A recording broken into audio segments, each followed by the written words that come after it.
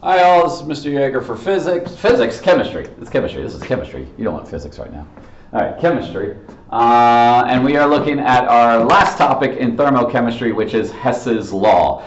This is actually kind of a fun little thing to play around with. You do kind of mess around with the chemical equations, and then you do some pretty simple math with it. It's just playing around with the equation. That's really it. This is not like a really, I feel like, involved process to do this.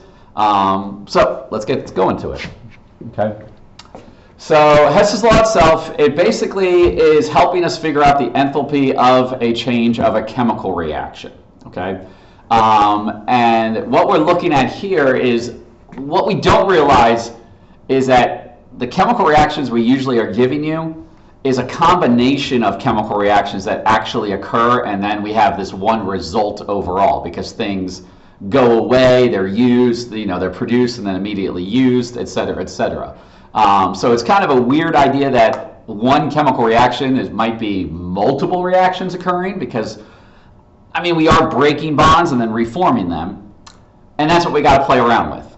So there's two things that then are involved, or I guess you could say three things are involved. What you're about to see is you will see that you'll be given multiple chemical reactions, and at the end of those chemical reactions will be enthalpy values for those. What you will need to, then you will also be given the formal official chemical reaction that you want to create from the sum of these two or three other reactions. Okay. What you're allowed to do, this is where I say it's kind of an interesting, fun thing to do, is that you're basically trying to solve the puzzle of how these parts come together to create the actual chemical reaction in the problem. And what you're allowed to do is two things. And that's the thing. There's only two things you're allowed to do. You can flip the reaction. What I mean by flip the reaction in a moment is we're going to switch the products and reactants to the opposite sides. When we do that, we will flip the enthalpy sign.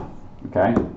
You will flip the enthalpy sign. So whatever the enthalpy is, whether it's positive, it'll become negative. If it's negative, it becomes positive. So that's one thing you'll be able to do. Okay? So that, again, don't overthink it. All I'm saying is you might have to reverse the reaction. The other thing, so that's one. That's one thing. Two, you may need to go through and multiply a reaction by some whole number. So you might have to multiply every single one of the coefficients by 2. If you do that, you multiply every single coefficient by 2, but then you also multiply the enthalpy value by that much. And usually that's only going to be 2, 3, maybe 4, okay? You might also have to do 1/2.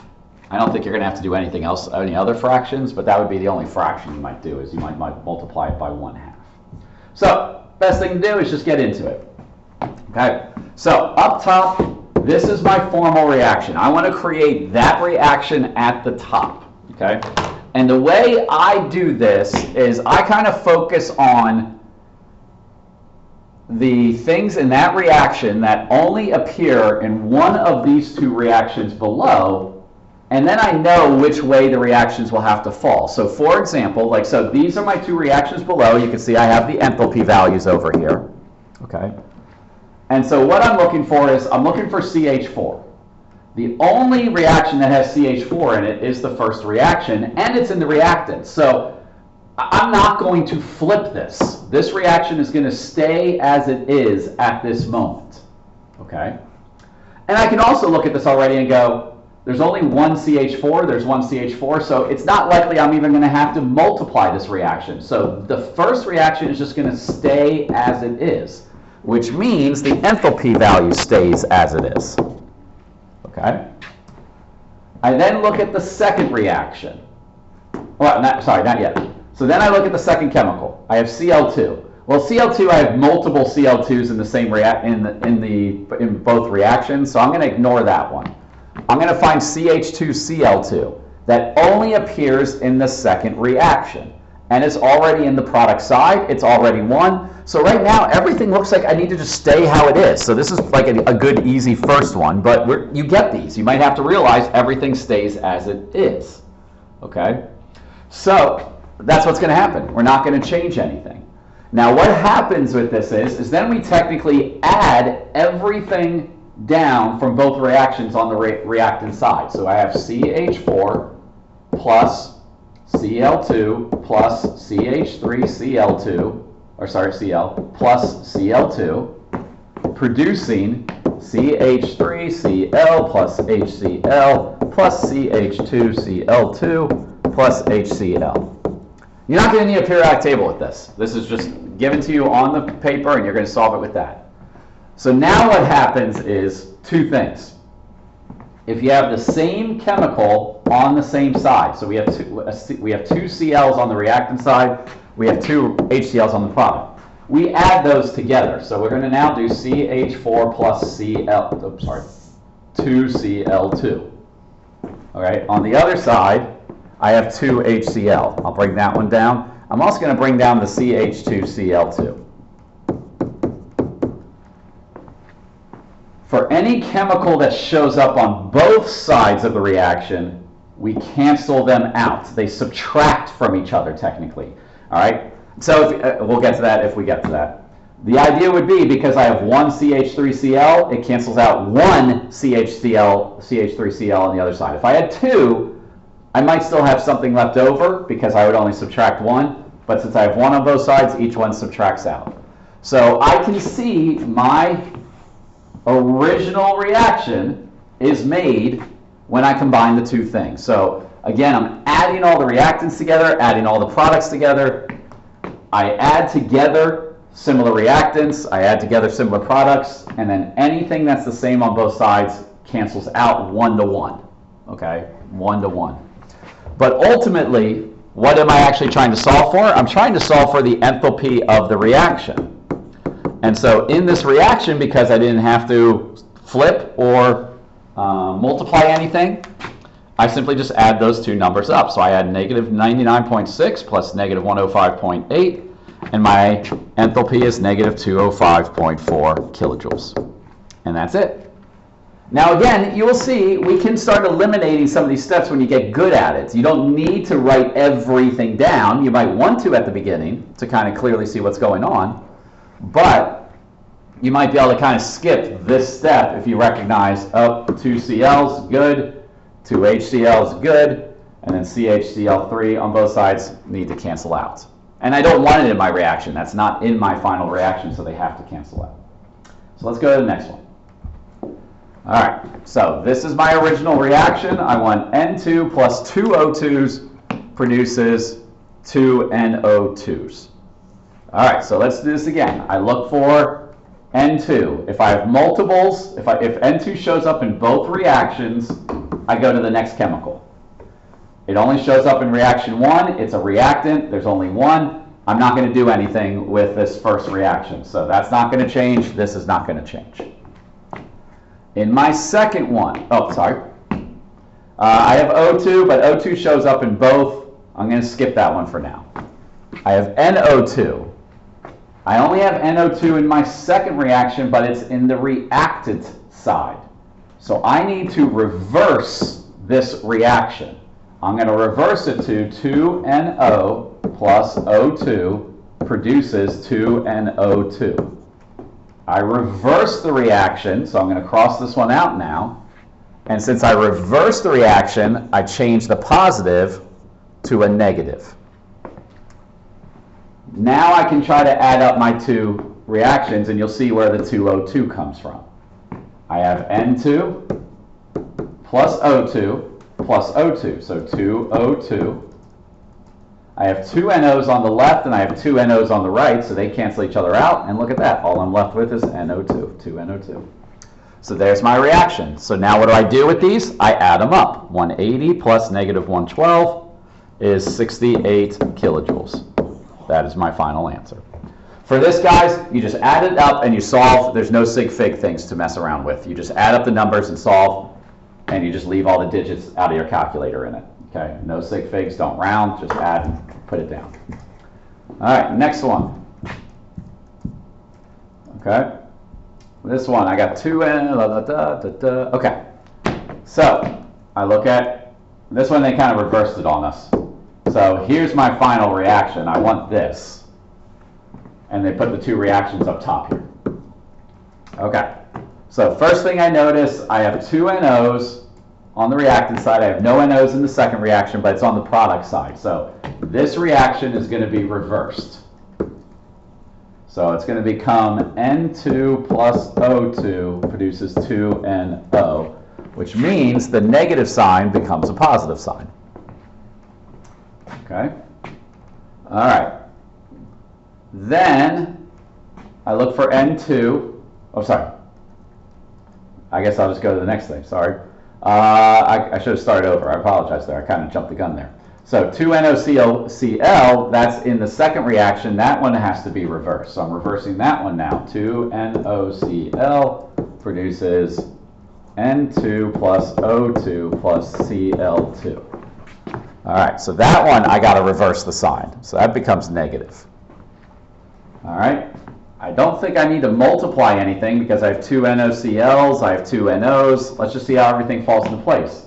So I have N2 on the left and I have N2 on the right, so they're going to cancel out. I have O2 on the left and I have O2 on the right, they cancel out. So all that I'm left with on the left side is my 2 NOCl, and I'm left with 2NO plus Cl2 on the right, and look at that. It gives me my reaction. Add these two things up, 180.6 plus negative 103.4. My enthalpy is 77.2 kilojoules. Good to go. Let's do one more. Yeah, I don't need to do all these. Let's try this one. All right. My reaction's up top. A lot of stuff in it. Let's just focus one thing at a time. I have PB. I only have one source of PB. It's right there. It doesn't look like I need to change anything. I have PbO2. It's in the reactant side. I only have one. I don't need to change anything. All right. I have H2SO4. That's only in the second reaction, and it's in the product side. So I'm going to have to reverse this reaction.